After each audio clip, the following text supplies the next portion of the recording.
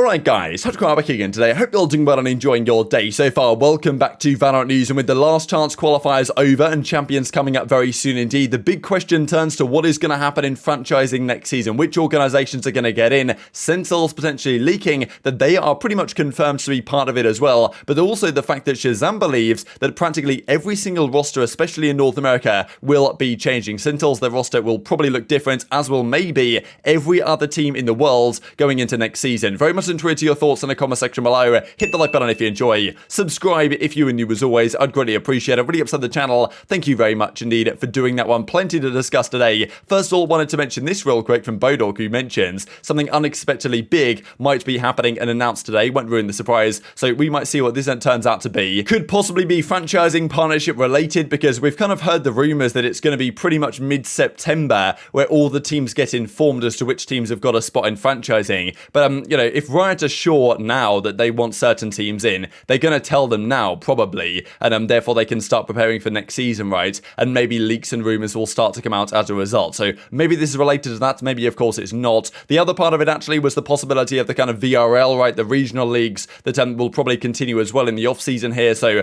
thought that's pretty exciting as well. The possibility of a stage 3-esque thing for the VRL type situation in the off season could be good as well, because after Champions is over, there's a fair few months. I think the rumor has it that the season next time is going to start in February, which is quite a few months off here for the VTT. They've got game changer stuff, they've got off-season tournaments, third-party tournaments potentially, and of course all the Rostermania. This is going to happen as well, but so it's quite a while until the league is rumored to be starting again in February, if the World Championship of course is in September, as of course it is. This also may be a slight further indication that Steel and the T1 guys might end up being in the APAC side and the Korean side, because Steel has been doing his best to learn Korean, and he says this, I can't wait to play, because he's got some Korean players on his team. He's going to have to be able to do that potentially, if you know, to well at least speak Korean to some level of ability, if he wants to still be part of the team, if they do end up moving out to APAC and playing in that region, as probably is more and more likely by the day at this point. This also major news coming out of North America yesterday, that a players association has been set up. This is a key talking point actually, I suppose, from some of the former Counter-Strike guys. I think it's the CSPPA, the Counter-Strike Players Association, or whatever exactly it stands for. Like you know, those guys have been around for quite some time, have had good power really in terms of talking to tournament organizers and the like. Makes maybe even more sense in Valorant, because in CSGO with Valve, you don't really have like a sole organizer. There's many different tournament organizers, whereas you need really a good, powerful kind of band of players to talk to Riot individually, because they put it the sole publisher, producer, developer of the entire ecosystem, right? So I think it makes sense that this has been set up, and many players apparently have been getting involved. It's not created nor funded by Riot, and has maintained a healthy relationship with the developer thus far, apparently. So this is what's been described here. Riot has told the association about the upcoming partnership model, which is set to launch next year. The Players Association will represent in the Americas region and will attempt to have a say in decisions made in the competitive circuit. The association will not receive funding from Riot and will act independently of the game's developer. Any player is open to discussions with the association, so good stuff really. Make sure maximally independent from any decisions Riot might make. So should be good stuff, because we've heard talks in the past about contract stuff or season format, or the way things are going for the tier 1, tier 2 scene, and this Players Association could well have good power to sway the way Riot decides on certain things that might be made more from a financial perspective. But then of course there's other considerations and stakeholders in play that hopefully the Players Association will be able to get across. The relationship between the two bodies has been described as healthy and has direct support from the LCS Players Association, which is pretty cool. Apparently they meet bi-weekly every other week to discuss policy. Bi-weekly was kind of funny to me, because bi-weekly could mean technically I guess 2 times a week, right? But usually I think it's used to mean every other week. The Players Association was set up following the reveal of the partnership leagues, which will begin next season, and these are some of the players involved I thought you guys might find kind of interesting. So Dazzle, right, from I guess XLG, now Shopify Rebellion. Steel of course from T1, Vanity, Sabrosa actually from TSM, Vanity of course from Cloud9, Aaron as well, and then also Tailored from a former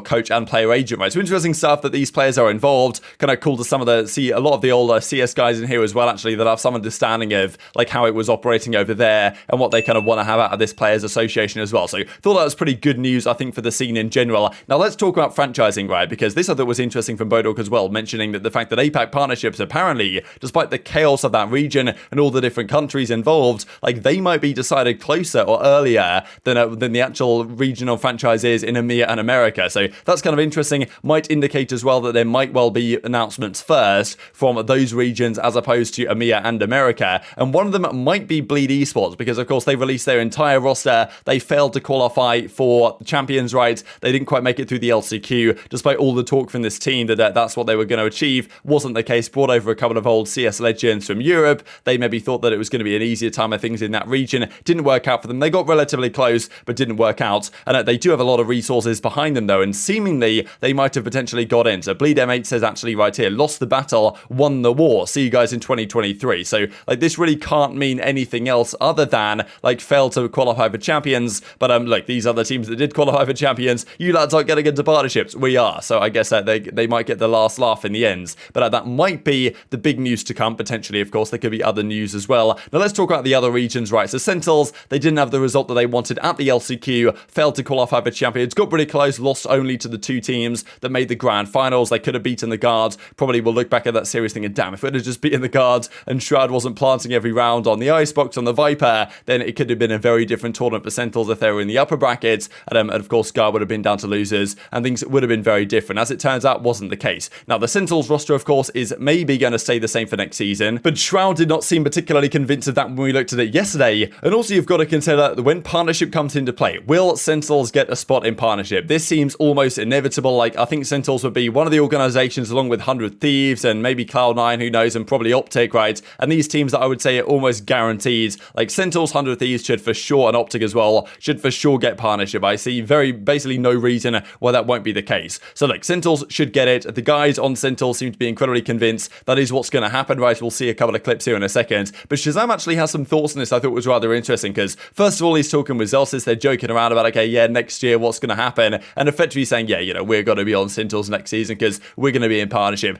They've probably heard, they probably understand that, yes, they're going to be in partnership. Now, does that mean that their team is going to be the same, right? Because, like, their team wasn't great at the end of this year. It's pretty good at the LCQ, but not quite at a world beater, seemingly. Zelsis was a key piece of that team, but ShahZaM probably indicating his intention here to keep competing. But what he also says is with regard to other teams, right, that are currently potentially in consideration for partnerships, he reckons that every single organization, every team will obviously be affected by this, but might also change their roster as a result, saying that probably most teams in franchising will not come into next season with the same roster they presently have. See you guys next year. Not quite winnable. Any sort of work once more. Are you going to be on which side of the match server? Oh, we're getting crazy in here. Oh, we're getting crazy. Everyone relax. Take a breath. Well, I don't know. I don't even know which side I'm going to be on, or did. Whoa, everyone relax. I'll leak it right now. We're actually all about to be on different teams. Be able to crack this. Imagine Sentinels doesn't make franchising. We're all on different teams. The guard will look spectacular. I mean, I'm gonna be on a different world. Whoa. Oh, Jordan, bro. What is happening? Right, stop. Well, that's spectacular. 30 I think it doesn't know what's gonna happen. At least means they know that they don't expect their roster to stay the same. I don't know. Don't read so much into what I'm saying. Thank you. Yeah, everything's gonna look different in franchising. All the teams, all the rosters. Let's see what teams get into franchising first and see what happens. Zen, thanks for that much. Millions of dollars. I'm gunning for chamber. And it's like they're not making a return, right? Like that's the whole point of franchising, is that they can invest millions of dollars into their teams and like actually have it be a business.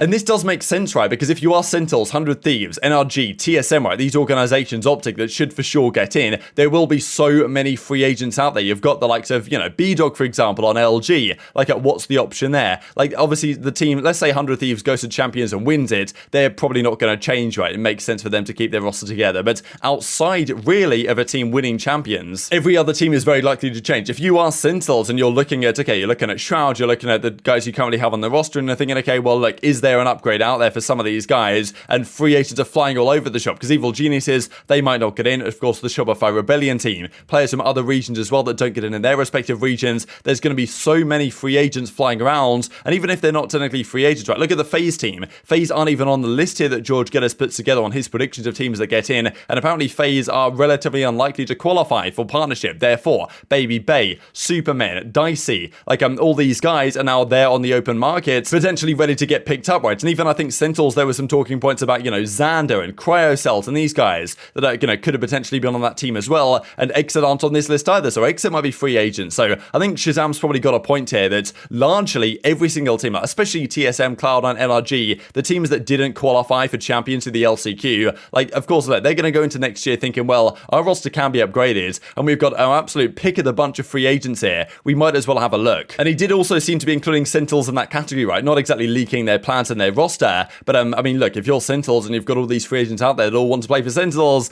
then, you know, okay, maybe they keep TenZ, they keep, of course, well, ShahZaM would be an interesting one because a lot of people have said that they think ShahZaM should step away, but, you know, he seemed to be implying that probably wouldn't be the case. But yeah, maybe TenZ, ShahZaM, like dapr, I guess would say Zelsis probably should stay, but, you know, maybe they build around a different guy than Shroud. There's a question there. Definitely tweet your thoughts on all that stuff in the comment section below. Thought this was pretty funny as well from Knights, so actually the only unbiased Valorant Champions tier list. So of course, these are the 16 teams going to champs. You've got the animal teams, the teams that have the X in them, the teams that don't have the X in them, the triangle, whatever Fnatic exactly is, and then of course Edward International Gaming, who are of course going to win the entire thing with no questions asked. But very much enjoy your thoughts on all this stuff in the comment section below. Hit the like button if you enjoyed, subscribe if you're new as always, take care of yourselves, and I'll see you next time.